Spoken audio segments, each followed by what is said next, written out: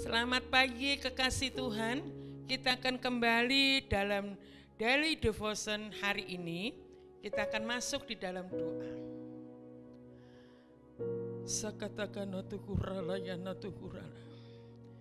Inatakan atukuralayan atak. Kami bersyukur kepadamu Tuhan saat pagi hari ini.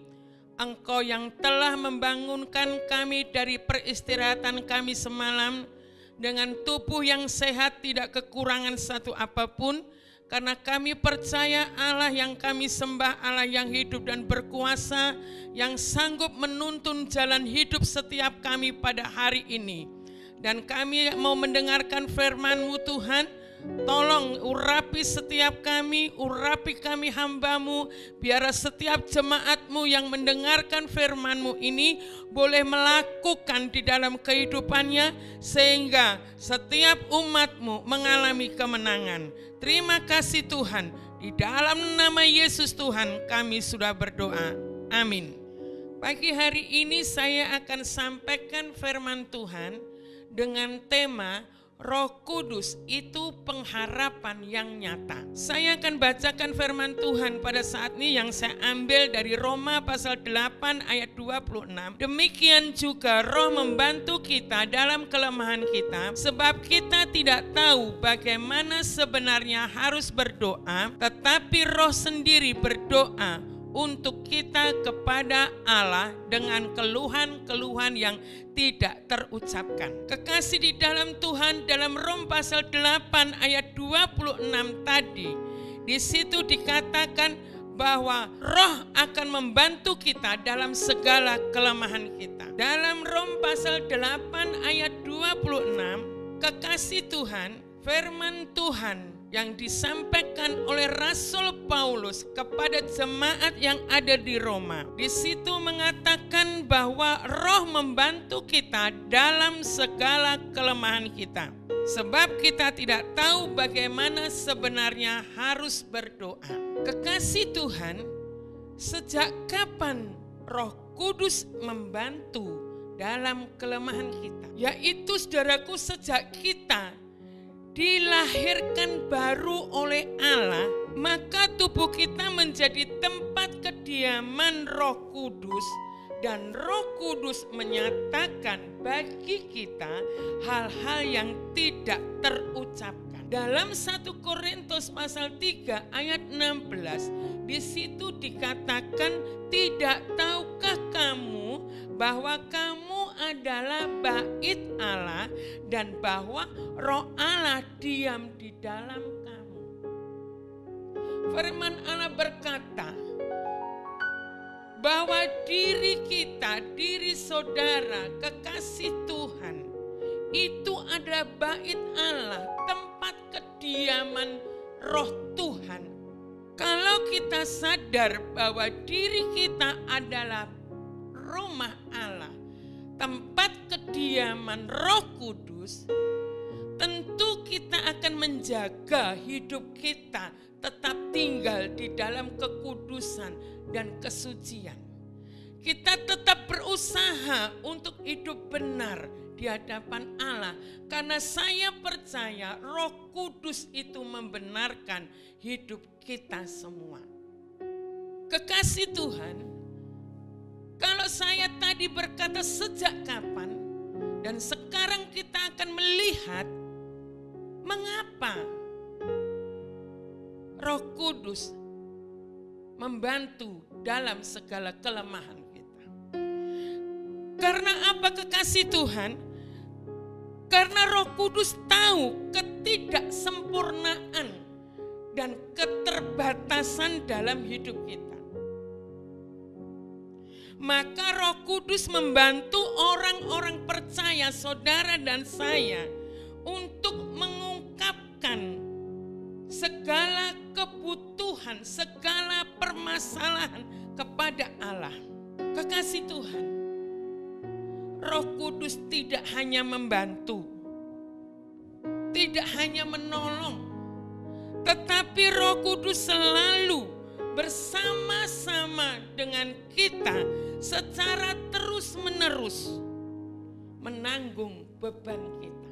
Kekasih Tuhan, saya bersaksi pada hari Selasa minggu lalu, saya bersama dengan suami pada pagi hari ada pelayanan pemakaman tante dari salah satu jemaat di gereja. Dalam perjalanan dari Sidoarjo sampai Surabaya, tepatnya 1 kilo dari pintu keluar satelit, saya terkena macet selama 1 jam. Karena dalam kilometer 8 ada kecelakaan. Pada saat itu kekasih Tuhan, dari jam 6 kurang 15 menit sampai jam 7 kurang 5 menit, saya baru bisa keluar dari pintu tol satelit. Sementara kekasih Tuhan, pemberangkatan jenazah jam 7 dimulai ibadah.